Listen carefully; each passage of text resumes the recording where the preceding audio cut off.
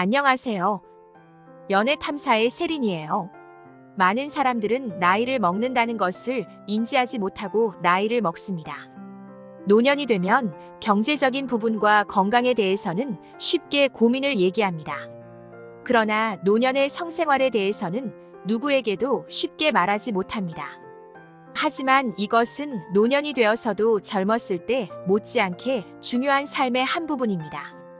그럼 사람들은 언제까지 침대에서 사랑을 나눌 수 있을까요? 이 질문의 대답은 건강하고 욕구가 있으며 하려는 마음만 있다면 죽을 때까지 가능하다는 것입니다. 늙어갈수록 분명히 어려움은 생깁니다.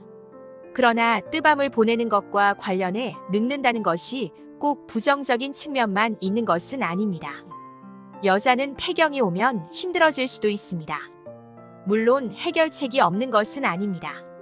적절한 호르몬 요법과 윤활제 등의 사용으로 문제를 많이 해결할 수 있으며 여전히 절정을 경험할 수 있습니다. 폐경으로 임신에 대한 걱정이 없어져서 더 즐겁게 부담 없이 할 수 있게 되었다는 여자도 적지 않습니다. 남자의 경우는 예전보다 어려움을 겪을 수도 있고 훨씬 강한 자극이 필요합니다. 어려운 점은 약이나 주사요법, 수술에 이르기까지 많은 방법들이 개발되어 있으니 늙었다고 스스로 포기할 필요는 결코 없습니다. 좀 더 좋은 소식은 늙으면 오히려 지속력이 좋아진다는 연구 결과도 있습니다. 정력은 다름 아닌 건강입니다.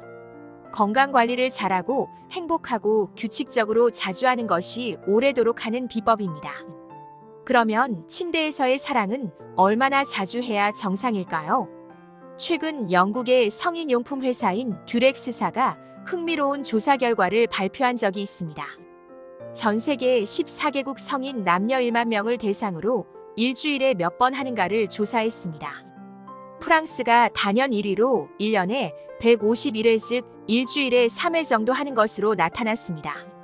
그 다음이 미국으로 1년에 148회이며 14개국 평균이 112회로 일주일에 2회 이상 하는 것으로 조사 결과 밝혀졌습니다.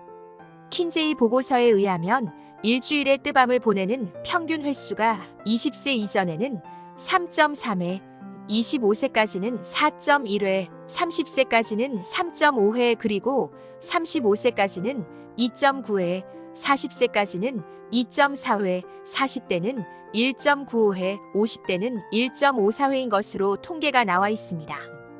물론 킨제이 시대보다 요즘이 더 횟수가 늘고 있다는 통계도 있습니다. 그렇다면 우리나라 사람들은 어떨까요? 일주일에 한두 번 하는 것이 평균이라고 합니다. 게다가 한 번도 하지 않는 부부들도 늘고 있다고 합니다. 물론 횟수보다는 만족도가 중요합니다. 그러나 만족도가 떨어지면 그 횟수도 줄어들게 됩니다. 다시 말하면 횟수가 줄고 있다는 것은 바로 질이 나빠지고 있다는 말이기도 합니다. 그런데 횟수가 줄게 되면 나중에는 하고 싶어도 하지 못하게 된다는 사실을 알아야 합니다. 남자의 그것은 아침에 텐트를 쳐야 하는데 텐트를 치지 않는다면 그것의 해면체 혈관에는 섬유화가 생겨 피가 통하지 못하게 됩니다. 그러나 한창 젊을 때는 이러한 고민을 하지 않아도 됩니다. 그런데 남자가 침대에서 열등감에 빠진다면 아침에 텐트를 치는 횟수도 줄어들게 됩니다. 또한 나이가 40대에서 50대쯤 되고 나면 이런 수면 중 텐트를 치는 횟수가 줄어들어 해면체의 섬유화를 가속화하게 됩니다. 그래서 남자들이 아침에 자신의 텐트를 보며 아직 녹슬지 않았구나 하며 안도하는 것입니다. 그래서 긴급 처방으로 요즘 의학자들이 주장하는 것은 나이가 들었다고 포기하지 말고 자기 위로를 하는 것만으로도 노화로부터 탈출할 수 있다고 의학자들은 말합니다. 제일 아마르크가 제창한 진화설로 용불용설이라는 말이 있습니다. 그는 동물 철학의 제1법칙에서 다음과 같이 말하였습니다. 어떤 동물의 어떤 기관이라도 다른 기관보다 자주 쓰거나 계속해서 쓰게 되면 그 기관은 점점 강해지고 또한 크기도 더해간다라고 말했습니다. 따라서 그 기관이 사용된 시간에 따라 특별한 기능을 갖게 됩니다. 이에 반해 어떤 기관을 오랫동안 사용하지 않고 그대로 두면 차차 그 기관은 약해지고 기능도 쇠퇴합니다. 뿐만 아니라 그 크기도 작아져 마침내는 거의 없어지고 만다고 합니다. 실제로 자주 하지 않으면 기능을 상실하게 됩니다. 사람이 노화하면서 생기게 되는 미세혈류 순환 장애로 성선과 뇌하수체 기능은 물론 표적세포에서 이들 호르몬에 대한 반응도가 떨어지는 현상이 나타났습니다. 그리고 성호르몬, 성장호르몬, DHEA, 멜라토닌 등이 모두 줄어들게 됩니다. 욕구 또한 약해지고 자극에 대한 반응도 둔화됩니다. 한번 발사하고 나면 다시 하는데 소요되는 무반응 시간도 길어집니다.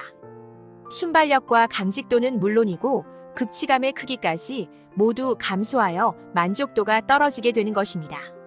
하지만 나이가 들어 신체적으로는 약해졌다 해도 뜨밤에 대한 관심과 관리를 게을리하지 않으면 죽는 날까지 할 수 있습니다.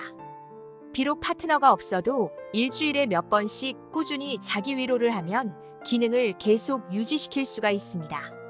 게다가 자기 위로를 통해서 쾌감을 극대화할 수 있는 방법을 알고 있다면 오히려 성호르몬과 성장 호르몬과 같은 화학물질을 생산하게 되어 외모에 생기가 넘치고 혈색이 좋아지게 됩니다. 오랫동안 젊음을 유지할 수 있다는 말입니다. 운동선수가 하체 근육을 단련시키고 기술 개발을 위한 눈물겨운 노력이 훌륭한 선수의 바탕을 이루는 것처럼 규칙적으로 아침에 그것에 텐트를 치고 쾌감을 경험하는 것이 기동력과 강직도를 유지하는 원동력이 됩니다. 그래서 욕구와 규칙적인 뜨밤은 필요 충분 조건이라고 말할 수 있습니다. 사실 감각이 둔화되면 자기 위로를 하는 것도 쉽지 않습니다. 그런 경우라면 영화나 소설을 보며 환상을 끌어내는 것도 도움이 됩니다. 그리고 본게임에서는 발사보다 온몸으로 느낄 수 있는 스킨십이 충분히 선행될 때 남성의 본게임에서의 능력을 높이는 데 크게 도움을 줍니다. 남자도 끊임없는 신체적인 접촉을 통해서 자극을 받을 때 감각을 높일 수 있고 강직도를 강화할 수가 있습니다. 그래야 양질의 만족감을 얻을 수 있기 때문입니다. 어떤 경우라도 남자는 일주일에 2-3번 정도 하는 것이 오히려 젊게 사는 비결이라는 것을 알아야 합니다. 그렇다고 할 때마다 반드시 발사를 해야 한다는 말은 아닙니다. 양질의 만족감은 반드시 발사를 해야 얻을 수 있는 것이 아니기 때문입니다. 모든 것이 사실이라고 하지만 그래도 형편에 따라 모두가 다르다는 사실만 알면 됩니다. 가장 적당한 횟수는 본인이 피로감을 느끼지 않는다면 그것이 가장 좋은 횟수라고 많은 의학자들은 말하고 있습니다. 피로를 느끼지 않는 선에서 모두가 노력하시기 바랍니다. 부부간에는 무엇보다 신뢰와 사랑이며 서로가 서로를 아끼고 존경하는 마음으로 피로를 느끼지 않는 성생활을 즐기시기 바랍니다. 연애 탐사는 중년들의 삶의 질을 높이는데 도움을 드리기 위한 채널입니다. 오늘의 영상이 도움이 되셨다면 구독과 좋아요, 알림 설정 해주시길 바랍니다.